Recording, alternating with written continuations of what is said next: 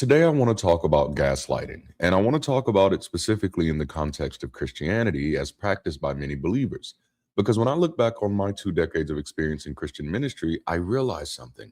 I was constantly being gaslit, sometimes by scriptures and theological incoherence, sometimes by other believers who possibly meant well, many times by mentors who needed to remain authoritative, and mostly by myself to stay in a system that was ultimately unhealthy. So, in today's conversation, we're going to do two things. First, we're going to explore a few common ways that Christianity gaslights believers, because I don't want to just make an anecdotal statement about my experience and confuse it with what may or may not be representative for others. So, I'm going to highlight 5 examples, and we'll let the comment section decide if any, none, or all of them resonate with your experience in Christianity, whether former or current. And then we're going to unpack why religious gaslighting is uniquely effective. And honestly, I kind of feel that this may be the smoking gun in helping more people break free. When I was a believer, pointing out all the glaring inconsistencies and contradictions of the Bible never really worked in breaking me free. At most, it would maybe move me to change what type of believer I was, but I still remain confident in the faith. Now, why is that? Why are so many Christians unresponsive to the apparent incoherence of Christianity? I think it's because religion often trains us to internalize the gaslighting to protect the contradictions in advance. Let's jump into today's video. Oh, and don't forget to like and share the video and subscribe to the channel to stay up to date on the latest content. And if you're really about that life, consider becoming a patron to get access to even more content and discounts on merch like this cool ecosystems are greater than echo chambers, Bridge City Tea. The link is in the description. So, what is gaslighting? The term gaslighting has become popular online and through pop culture, where it's often used and overused to describe bad behaviors like lying, guilt tripping, or shaming. But true gaslighting is a specific form of emotional abuse and mental manipulation that disrupts your ability to trust others and yourself, according to psychologist Shavana Childs, PhD. Gaslighting is when someone uses specific patterns of behavior to get another person to question their sanity and their ability to make decisions. The longer gaslighting goes on, the more the victim's relationship with trust in themselves, in others, and in the world around them unravels. It's a form of emotional manipulation to make you feel as if your feelings aren't valid or that what you think is happening isn't really happening. Over time, you start to question your self worth, self esteem, and mental capacity. In everyday relationships, we've learned to recognize the techniques of gaslighting.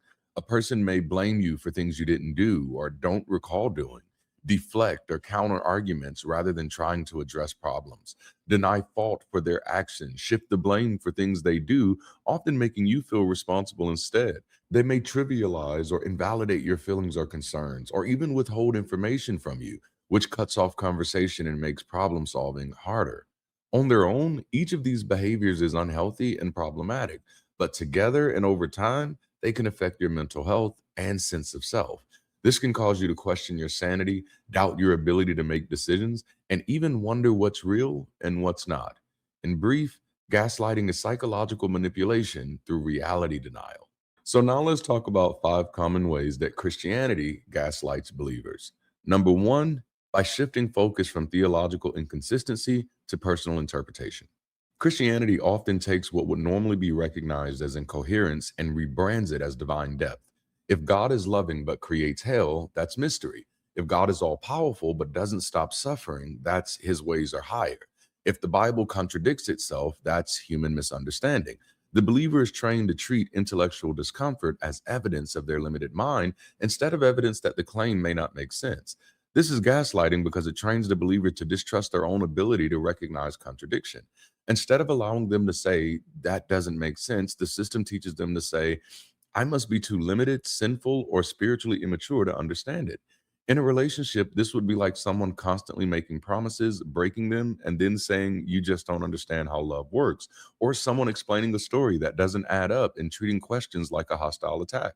The issue is no longer their inconsistency. The issue becomes your inability to interpret their behavior correctly. This second one is especially interesting.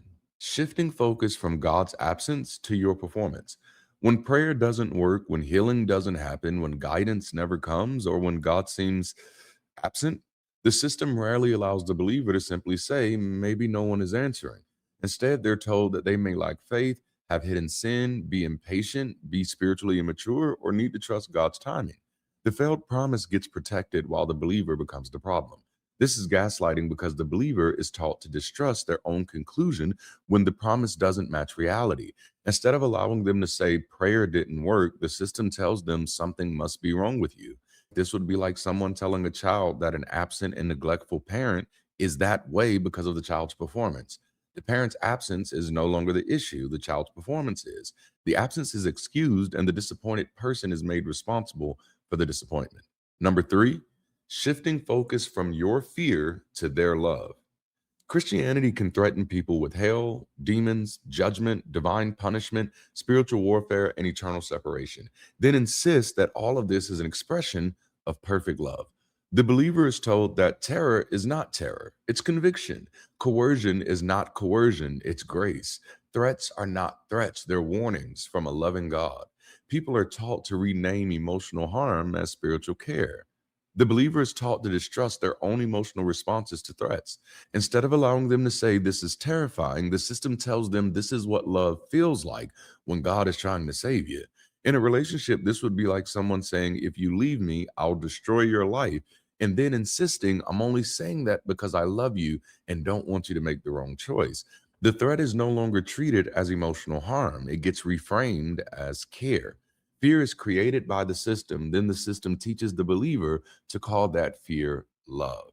And now, number four, shifting focus from your conscience to their critiques.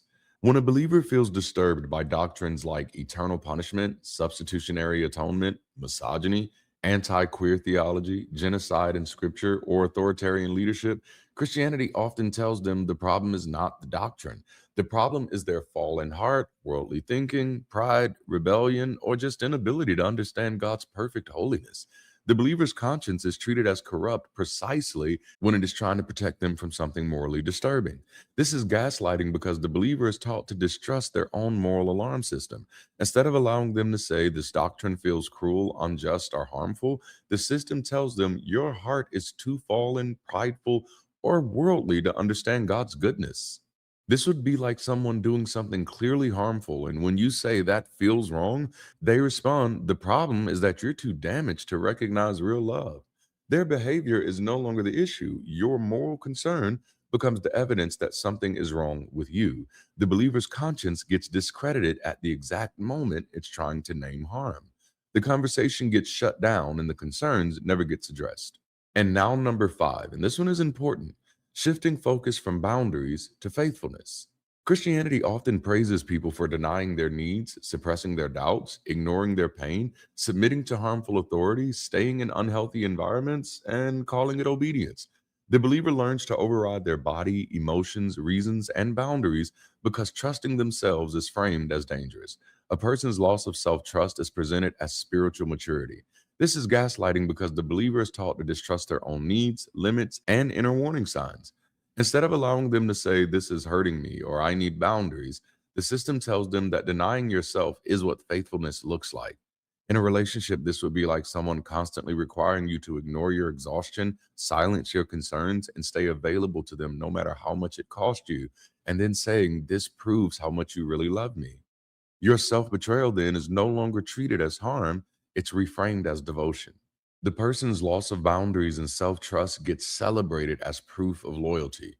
The through line is this: Christian gaslighting works by making the believer responsible for resolving the religion's contradictions inside themselves.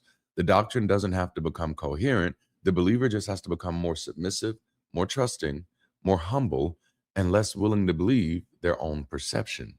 Now let's talk about why religious gaslighting is uniquely effective.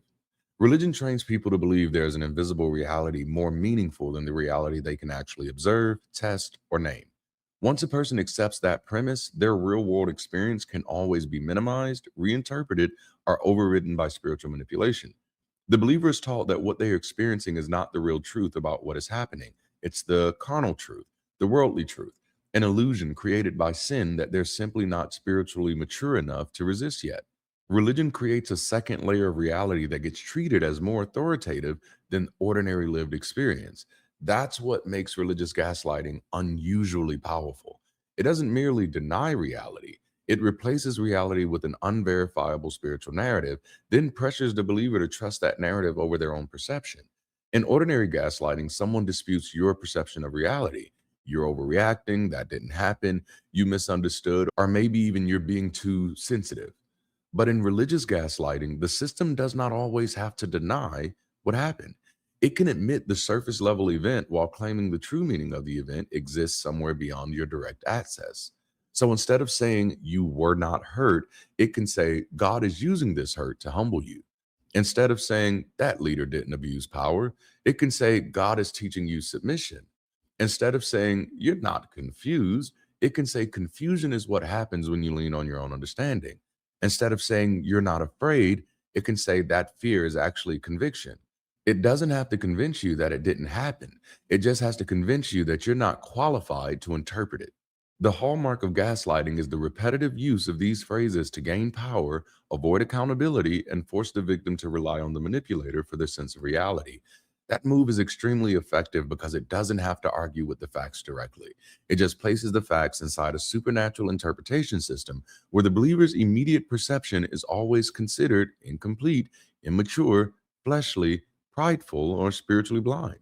The believer is trained to think what I see is not the real thing, what I feel is not the real thing, what I think is not the real thing. The real thing is what God, the pastor, scripture, the spirit, or the doctrine says this means. And this is where I want to make it plain. Religion often teaches that visible reality is the lesser reality. The world you can observe is temporary, the body, unreliable, emotions, deceptive. Human wisdom is foolish, the flesh is corrupt, the heart is deceitful and wicked above all. Who can know it? The real truth is invisible, eternal, spiritual, and mediated through authorized channels. That means the believer is living inside a hierarchy of realities. At the bottom is their own lived experience. Above that is religious interpretation. Above that is divine authority. And between the believer and divine authority are mediators, scriptures, pastors, prophets, pastor, tradition, and spiritual language and doctrinal frameworks. So when the believer says, "This is harming me," the system can respond, "That's only how it feels in the natural." And that phrase in the natural does a lot of work. It tells the person that their actual experience is real, but inferior. That is the very mechanism of religious gaslighting. Actual reality gets subordinated to an unverifiable interpretive reality. And because that higher reality cannot be independently checked, it becomes almost impossible to disprove. If prayer works, God is faithful. If prayer fails, God's ways are higher. If the pastor is kind, he's anointed. If he's abusive, he's being used to refine you. If you feel peace, that's confirmation. If you feel distress, it's conviction or warfare. The system always has an explanation that protects itself. This is what makes religious gaslighting uniquely durable. It's not just manipulation at the level of behavior, it's manipulation at the level of meaning making. It gives people a preloaded explanation for their own suffering before they have a chance to interpret it honestly. The most dangerous part is that it can make self betrayal feel like spiritual maturity. A person may ignore their bodies, silence their conscience, suppress their doubts, stay in harmful relationships, overwork themselves, distrust their own intelligence, and call all of that faithfulness. They're not merely being controlled from the outside. They've been taught that resisting their own perception is a virtue. That's what makes it so hard to leave. Leaving doesn't just feel like changing belief, it feels like betraying reality itself, because the religious system has already taught them that the system is reality's deepest explanation. So when someone begins to question it, they're not just asking, "Are my beliefs wrong?" They're asking a much more intimate series of questions. Can I trust my mind? Can I trust my feelings? Can I trust my moral instincts? And that's how you know the gaslighting worked. They don't trust their ability to understand reality as it's experienced. There is a new authorized version that they've either been convinced or convinced themselves to confide in. They've already seen many of the contradictions and sat in the discomfort of much of the incoherence. But for a large number of believers, they've also already learned how to gaslight themselves into seeing it differently or honoring the mystery. A person who lives in that worldview will fail to see your attempts to help as anything other than ignorance, arrogance, or the work of the devil. And I know that can be hard to hear, but it doesn't mean that they're hopeless. It just means that we have to find ways to help differently. And that's precisely what we're doing at Bridge City. Through small groups, clubs, teams, and events, we're actively exploring ways to help people of all backgrounds connect, build, and live better. because people struggling with their beliefs, politics, life choices, or whatever, they need safe spaces to not only deconstruct harmful relationships, but also reconstruct healthier ones. We all need spaces where our identity isn't being controlled externally and our worth isn't predicated on what we're willing to believe. Places to engage honest conversations with diverse perspectives and grow into the best version of ourselves without the micromanagement of a theology, but with all the support of a growing community. That's what we're building, and you're invited to be a part of it. Ecosystems are better than echo chambers. All right, that's all I have for today. Thank you for sharing your time with me. And as always, until next time, keep rising.